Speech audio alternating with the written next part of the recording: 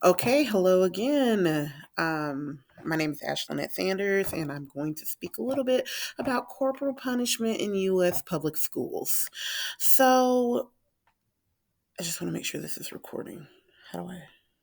Okay, yeah. First of all, I found this article very interesting.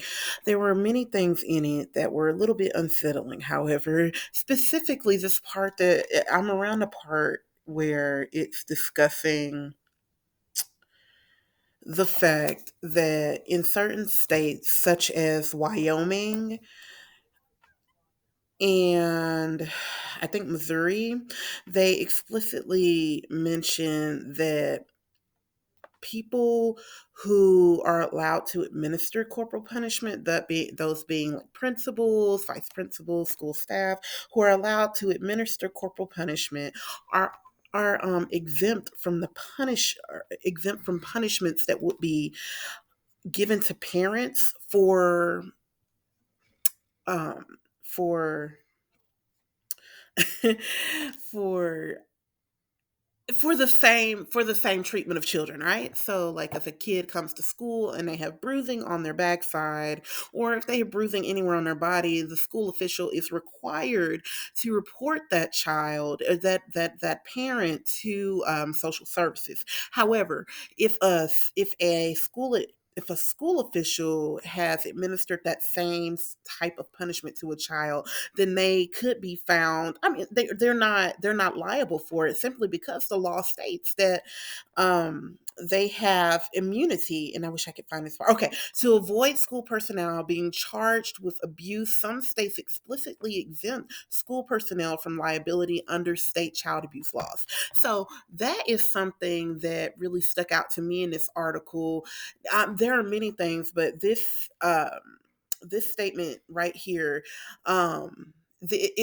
it creates such a it creates such a gray area in a system that is arguably largely ineffective. Now I know that this article makes the point that corporal punishment is on the decline.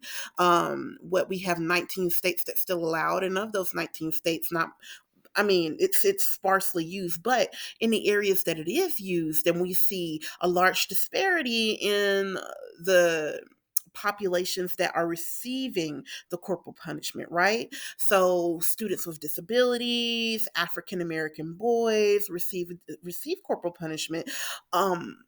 In larger quantities, we'll say, than students who just who aren't.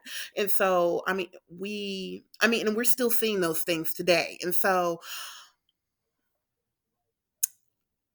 it seems to me that we understand that corporal punishment as a system is ineffective overall, and also that there are inherent biases within the system, and having a system that allows parents to opt out, having a system that like dictates under what circumstances corporal punishment is to be administered, etc. Those things don't appear to be as effective as one might hope, because I had a so those systems don't appear to be as effective as one might hope. Because I believe that we should simply just, as a nation, go ahead and establish that corporal punishment is unconstitutional. Now, the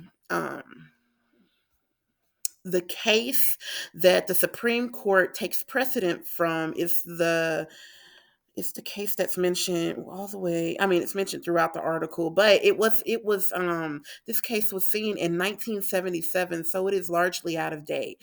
And since then, many states have just stopped using corporal punishment, as this article mentions. So I believe it's the Wainwright case. Let me go up here. I know it's like right at the top. Yeah, Ingram v. Wainwright. And so that case was heard in 1977, and since then we have as a nation, like only 19 states, of course, still use corporal punishment.